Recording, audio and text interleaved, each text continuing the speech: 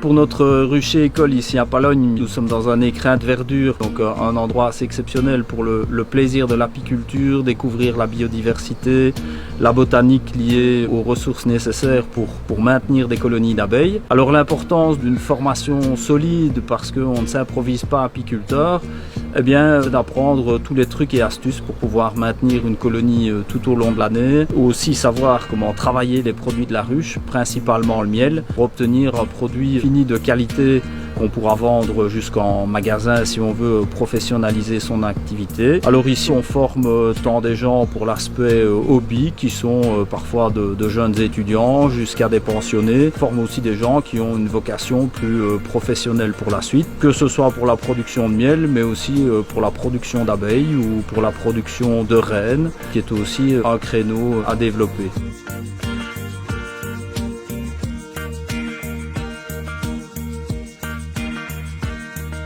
Nous avons 2 cours, donc un cours de base, formation première année, maintenir des colonies, les développer, gérer son cheptel à plus ou moins grande échelle, et puis une formation plus pointue, formation d'élevage de reines, où là on va réellement apprendre à multiplier les colonies, reproduire les reines, l'aspect sélection, l'aspect génétique va entrer en compte. On va également dans une station de fécondation dans le sud du Luxembourg où on va bénéficier de mâles avec une génétique particulière d'abeilles, donc tout ça pour optimiser son niveau d'apiculture.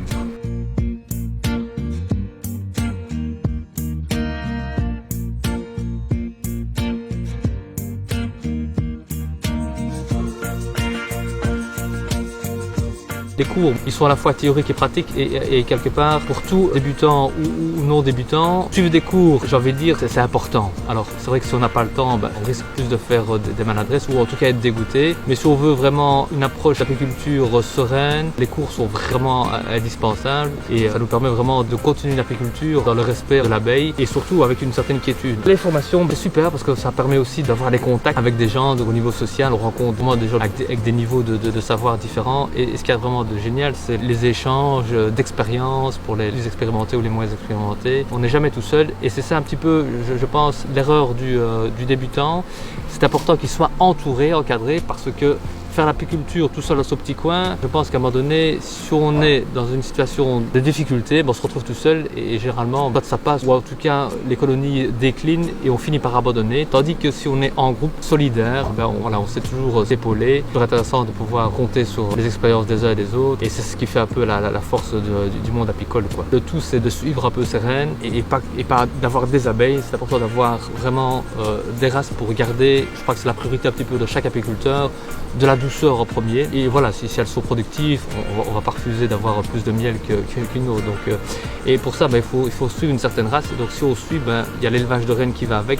Donc je crois que c'est un package. Le premier, c'est le cours de base qui est important, fondamental. Et puis le second, c'est celui qui veut continuer à avoir une certaine douceur dans ses ruches.